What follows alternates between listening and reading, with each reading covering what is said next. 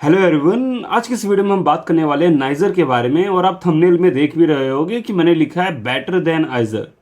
तो इस वीडियो में हम सारे मिथ्स और जो भी डिटेल्स हैं वे सारे के सारे आपको प्रोवाइड करने की कोशिश करेंगे। तो चलिए शुरू करते हैं। सबसे पहले कुछ बेसिक्स डिटेल्स के बारे में बात करते हैं, जैसे कि ये इंस्टीट्यूट कब एस्टेब्लिश हुआ है।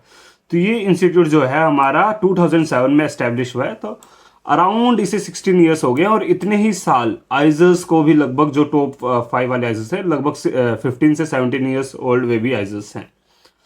और ये इंस्टीट्यूट जो है हमारा डिपार्टमेंट ऑफ एटॉमिक एनर्जी के अंदर आता है। और वहीं पर जो आइजर्स हमारे हैं वे एमएचआरडी के अंडर आते हैं। इसका जो कैंपस साइज है वे भी काफ़ी अच्छा है। 300 एकर्स में आइजर्स का कैंपस साइज अराउंड 200 एकर्स का होता है। ये और ये जो इंस्टीट्यूट है वे एचबीएनआई के अंदर आता है। एचबीएनआई के अंडर इनकी डिग्री वगैरह प्रोवाइड करी जाती है। और जो रैंकिंग्स वगैरह होती है वे भी एचबीएनआई के अंडर ही इनकी रैंकिंग्स आती है। तो इस इंस्टीट्यूट में आपको एडमिशन लेने के लिए नेस्ट का एग्ज़ाम देना पड़ेगा, जिसकी फुल फॉर्म में ऐसे कुछ है, नेशनल एंट्रेंस स्क्रीनिंग टेस्ट, ये कुछ है। तो इस एग्ज़ाम में हमारे पास यहाँ पर 4 सब्जेक्ट्स आते हैं पीसीएमबी। और उन 4 में से जो कि बेस्ट 3 सब्जेक्ट्स होंगे ना, बेस्ट 3 स्कोर्स होंगे जिन सब्जेक्ट्स में, वे कंसिडर किए जाते हैं। ये लास्ट 2 ईयर्स में ये चेंजेस आए थे। पहले 4 सब्जेक्ट्स के कंसिडर किए जाते थे।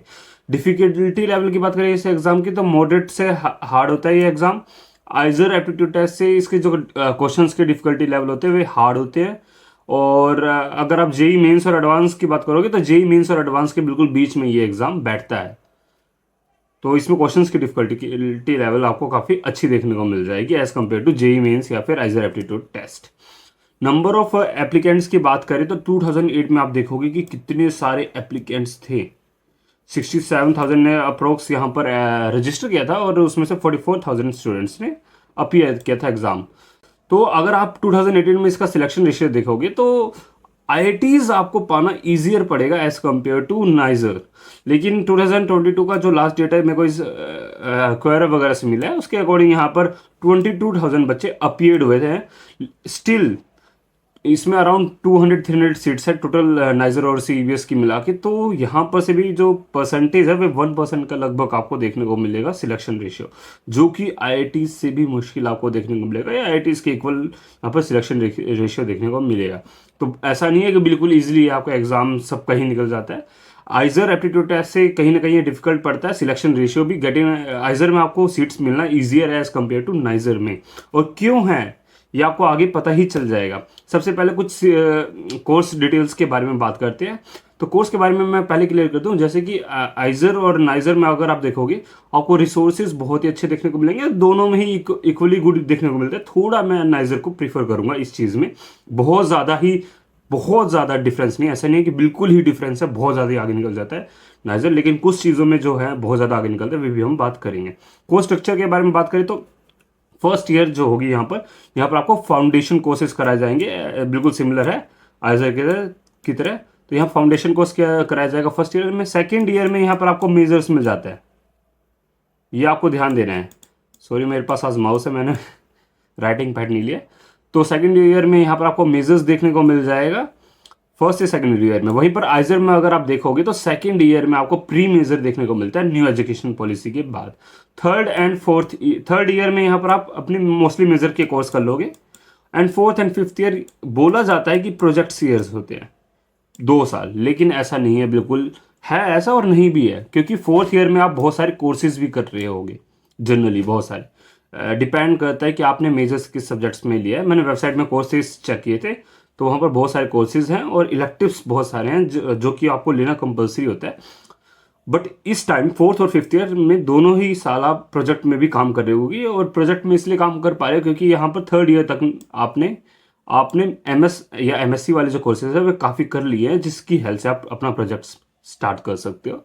फोर्थ ईयर में आप एडवांस कोर्सेज कर रहे होगे, जो कि मैंने नेक्स्ट स्लाइड में लिख भी रखा है कि फोर्थ ईयर में जनरली बच्चे जो होते हैं वे एडवांस कोर्सेज में जाते हैं। यहाँ पर लिखा है, ये डिपार्टमेंट ऑफ बायोलॉजी की वेबसाइट से मैंने निकाला है। और फिफ्थ ईयर में यहाँ पर बच्चे जो होते हैं वे अपना रिसर्च प्रोजेक्ट वगैरह करते हैं। लेकिन फोर्थ ईयर से ही बच्चे यहाँ पर रिसर्च प्रोजेक्ट वगैरह स्टार्ट कर देते हैं, बिल्कुल। बट ऐसा भी नहीं है कि फोर्थ और एंड फिफ्थ ईयर आपको पूरा ही खाली मिलेगा, ऐसा नहीं है। और ऐसा किसी इंस्टीट्यूट में नहीं होता है। आइजर में आपको जनरली फिफ्थ ईयर मिलता है अपना रिसर्च वो करने के लिए। कुछ कुछ जो स्कूल्स है या डिपार्टमेंट है वहाँ पर आपको 4th ईयर का 2nd सेमेस्टर से देखने को मिल जाता है ये रिसर्च प्रोजेक्ट वगैरह। मेजर्स की बात करें तो यहाँ पर सिर्फ 4 सब्जेक्ट में आपको मेजर्स देखने को मिलेगा। PCMB, physics, chemistry, math, biology, बिल्कुल सिंपल प्योर साइंसेस वाले हैं। एजर की तरह ऐसा कुछ नहीं, कोई अर्थ इन्वायरमेंटल या डेटा साइंस वगैरह यहाँ पर कुछ भी ऑफर नहीं किए जाते, बिल्कुल प्योर साइंसेज में इनका फोकस है। और ये जो फिजिक्स है ना, ये फिजिक्स का जो डिपार्टमेंट है इसके लिए बहुत ज़्यादा पॉपुलर है नाइजर, बहुत ज़्यादा। One of the best. IISc Bangalore के बाद अगर मैं बात करूँ तो फिजिक्स के लिए दी बेस्ट इंस्टीट्यूट आपको इंडिया में यही नाइजर आपको देखने को मिल जाएगा। इसके बाद हम बात करते हैं फीस के बारे में। यहाँ से जो है ये आइजर से बहुत आगे निकलने लग जाता है। फीस और स्कॉलरशिप, ये दो चीज़ जो है इसे आइजर से बेटर बनाती है, ये दोनों चीज़ें में। बाकी जो चीज़ें हैं वे आइजर भी इसके आसपास ही है, लेकिन इन दोनों चीज़ में ये नाइजर बहुत आगे निकल जाता है। जैसे कि यहाँ पर जो पर सेमेस्टर जो ट्यूशन फीस है वे आपको सिर्फ 9,800 देखने को मिलेगी, including your hostel rent. Hostel rent जो कि 1,000 है पर सेमेस्टर। आइजर्स में आपको अराउंड 3 to 4,000 पर सेमेस्टर देखने को मिलता है हॉस्टल रेंट। तो यहाँ पर जो 9,800 अराउंड 10,000 आप मान सकते हो ये है।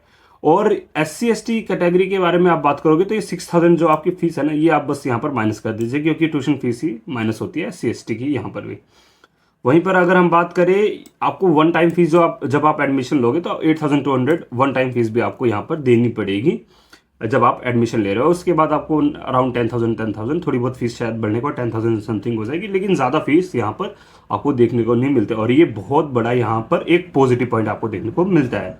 तो अब हम बात करते हैं स्कॉलरशिप के बारे में। यहाँ पर इस इंस्टीट्यूट में जो भी बच्चा इनरोल करता है नेक्स्ट एग्जाम क्रैक करके, तो उन सारे बच्चों को यहाँ पर स्कॉलरशिप देखने को मिलता है। और इस स्कॉलरशिप का मेरे हिसाब से नाम दिशा स्कॉलरशिप है।